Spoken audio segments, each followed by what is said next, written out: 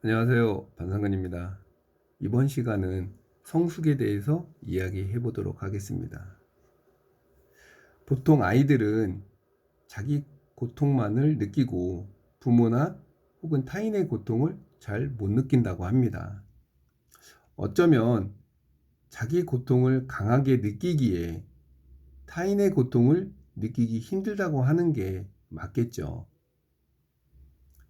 자기의 고통에 몰입할수록 그만큼 타인의 고통을 느끼기가 어렵다는 거지요.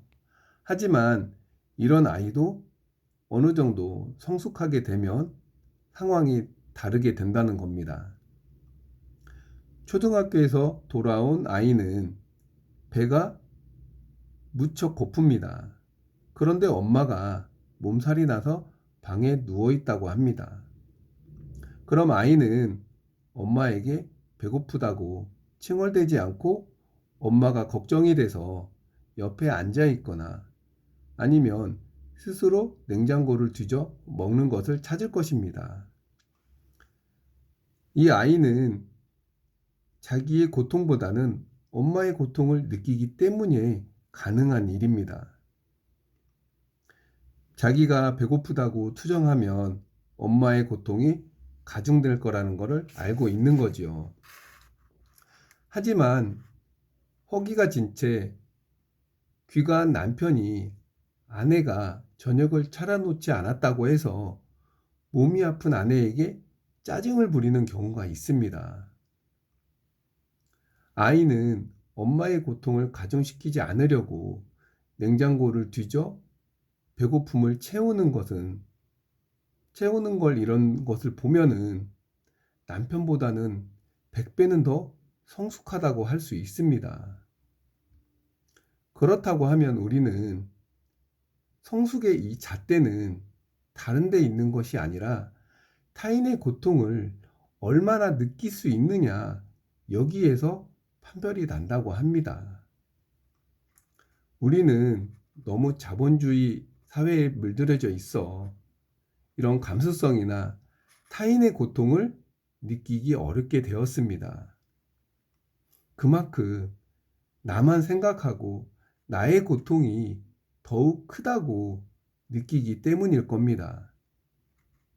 하지만 아이가 느끼는 것처럼 그만큼 타인의 고통을 알 때 나도 그만큼 성숙하다는 것을 알 수 있는 거지요. 우리는 성숙이 그렇게 멀리 있다고 생각하지 않습니다. 내 마음에 있는 거지요. 좀 더 여유롭고 내가 아프지만 상대의 그런 고통을 느낄 수 있다 그러면은 충분히 성숙한 사람이라고 할 수 있습니다. 그런 아이들이 자랐을 때 또 타인의 고통을 느끼고 어루만져 줄 수 있는 그런 아이로 성장하게 되는 거지요. 오늘은 3. 졸속이란 준비는 천천히, 공격은 빨리 하는 것. 손자병법 시작하겠습니다. 부둔 병좌의 군력 단화, 즉 재후승 기패이기, 수유지자 불능성기후이, 고병문 졸속, 미도 교지구야.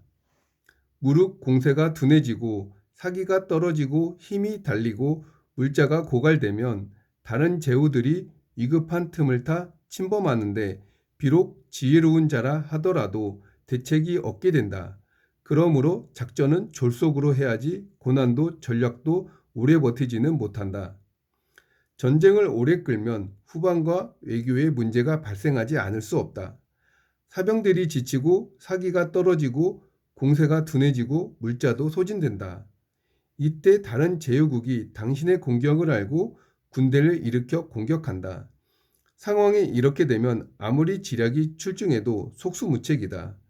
그러므로 작전이란 천천히 성실하게 준비하되 일단 전쟁이 벌어지면 속전속결해야지 오랫동안 고난도 기교를 부려서는 안 된다. 수나라 양제 양광은 한무제와 비슷한 성격이다. 대단히 유능했고 또한 지극히 총명했으니 문무를 겸비한 제왕이었다. 총명하고 유능한 자는 가만히 있지를 못한다. 요늘을 대업으로 정했는데 사업을 크게 한번 해보겠다는 야심이 드러나지 않는가? 대운하를 완공한 것은 자손 만대의 덕을 베푼 것이니 대단한 사업이었다. 이것으로 그쳤다면 수양제는 역사에 훌륭한 이름을 길이 남겼을 것이다. 하지만 수양제는 짧은 인생에 많은 일을 하려고 과욕을 부렸다.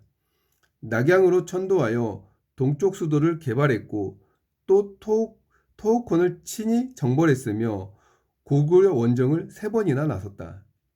그 결과 백성은 궁핍해졌고 국고는 소진되어 세상이 흉흉해졌다.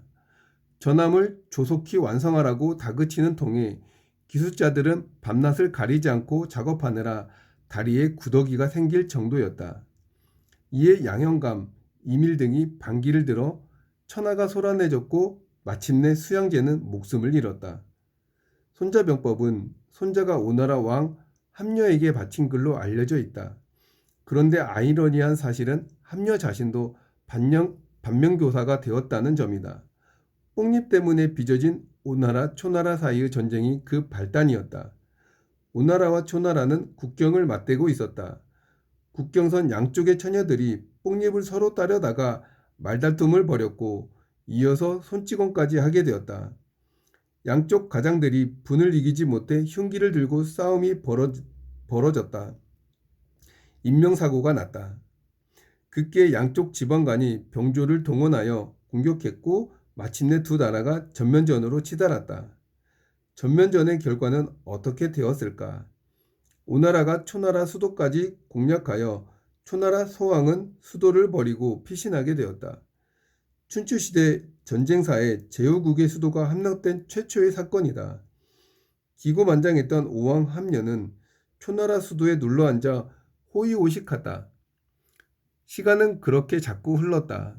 오나라 군대가 초나라에 머물자 본국은 허술해졌다. 이를 간파한 올나라 왕 구천은 그 틈을 타 군대를 일으켜 오나라를 공격했다. 그 즈음하여 초나라 소왕도 진나라 병력의 지원을 받아 반격에 나섰다. 함녀는 진나라와 대결했으나 전황이 불리해졌다. 이에 함녀의 동생 부계는 그 틈을 타 귀국하여 왕위를 빼앗았다. 함녀가 극거 귀국하여 부계를 진압하자 부계는 휘하 부대를 이끌고 초나라에 투항했다.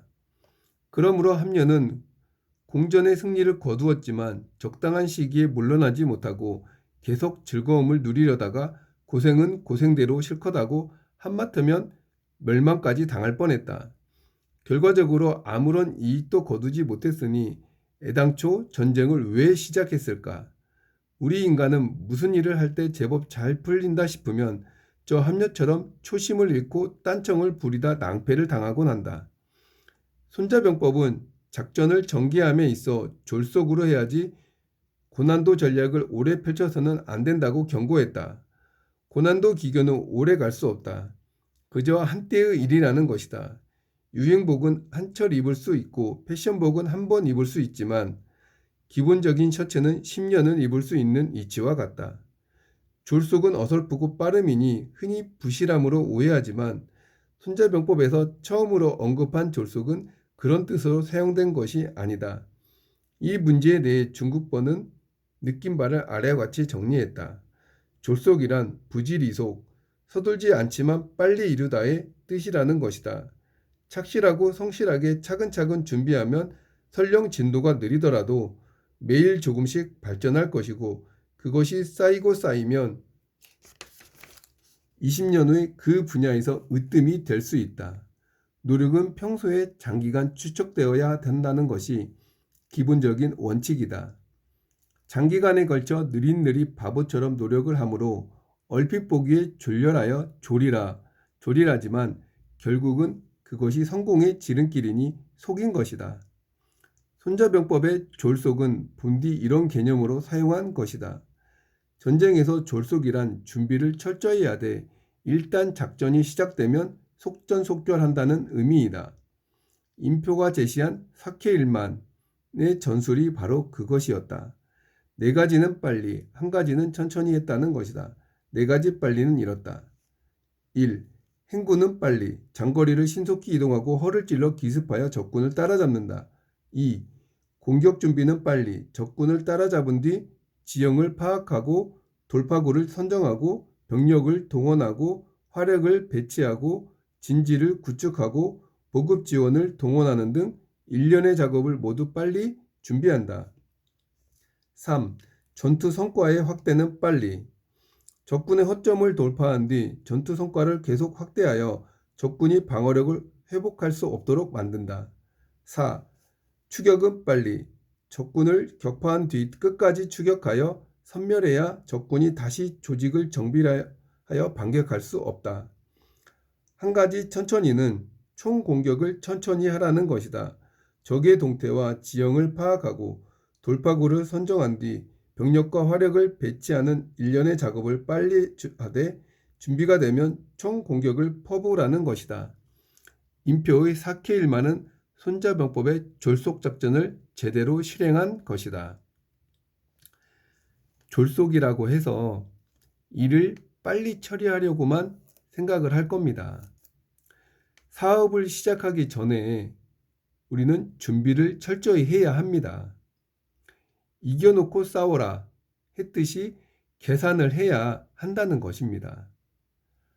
사업장의 월세는 얼마이며 공과금부터 재료비, 인건비, 세금까지 또 마진은 얼마며 회전율도 계산을 하며 얼마를 팔아야 순이익이 들어오는지 모든 것을 계산해야 합니다. 사업이 시작되면 일사천리로 빠르게 진행해야 합니다. 공사가 진행되는 동안 모든 물품과 직기류, 장비, 재료까지 세팅이 되어 있어야 합니다. 그러면서 총공세를 펼 수 있는 준비를 해야 하는 거죠. 오픈날이 되면 마케팅과 SNS, 홍보, 광고, 그동안 준비했던 것을 쏟아 부어야 합니다. 대대적으로 홍보하는 거죠. 이렇게 해도 승리를 장담할 수는 없습니다. 그런데 오히려 시작하기도 전에 빨리 오픈하기도 싶어 대충 계산해보고 고객이 알아서 오겠지 하는 이런 생각들을 합니다. 또한 오픈하고서는 고객을 기다리는 거라며 느긋하게 아무것도 안 하고 막연하게 기다립니다. 과연 이렇게 해서 사업이 번창할 수 있을까요? 막연한 생각으로 준비하고 빠르게 준비해야 할 땐 기다리는 안이한 태도로 아무것도 할 수 없습니다. 그러면서 우리는 말합니다. 저는 큰 돈을 벌려고 하는 게 아니라 작게 벌려고 합니다. 하면서 말이죠. 이게 무슨 말입니까? 사업은 정말 전쟁터입니다. 피 터지게 싸워서 이겨야 살아남는 그런 곳 말입니다. 정신 차려도 언제 목숨을 내놓아야 할지 모르는 곳입니다. 그런 곳에서 안일한 태도를 갖고는 살아남을 수가 없는 것입니다. 크고 작음은 내가 선택하는 게 아니라 고객이 말해주는 겁니다. 바른 정신을 갖고 사업을 해야 고객이 모이고 돈도 벌 수 있는 거죠. 오픈을 오전 7시로 했으면 철저하게 지키는 겁니다. 그것은 약속입니다. 고객과의 신용인 것입니다. 그것도 못 지킨다고 하면 무엇을 하고 돈을 번다고 할 수 있겠습니까? 사업을 너무 쉽게 생각하기에 깊게 얘기하게 되었습니다. 그래서 제가 계속 얘기해드리는 나는 누구인가? 나는 왜 이 사업을 해야 하는가? 입니다. 돈 벌려고요. 이런 무책임한 답변이 아니길 바랍니다. 내면에 나를 돌아볼 때 타인의 마음이 보이는 겁니다. 예를 들어 요즘 환경이 너무 오염되어 또한 돌고래가 무분별한 쓰레기에 목숨을 잃어 안타까움을 자아냅니다. 그래서 이 바다의 쓰레기를 빨아들일 수 있는 배를 설계해 보았다고 합니다. 이런다고 하면 이걸 필요로 하는 사람이 연락이 와서 만들어 보자고 할 수도 있습니다. 잘 되면 돈을 자연스럽게 벌리는 겁니다. 시작은 돌고래의 아픔에서부터지만 그 마음을 알기에 더 큰 꿈을 또 꿀 수 있는 거지요. 어렵다면 어렵고 쉽다면 쉬울 수 있습니다. 포기만 하지 않으면 됩니다. 꾸준히 나를 알아가는 시간, 그런 생각이 필요합니다. 매일 스마트폰만 들여다보는 것이 아니라 책을 가까이 하는 내가 되길 바랍니다. 오늘도 나를 칭찬해주며 따뜻하게 감싸주길 바랍니다. 그럼 저는 다음 시간에 뵙겠습니다. 감사합니다.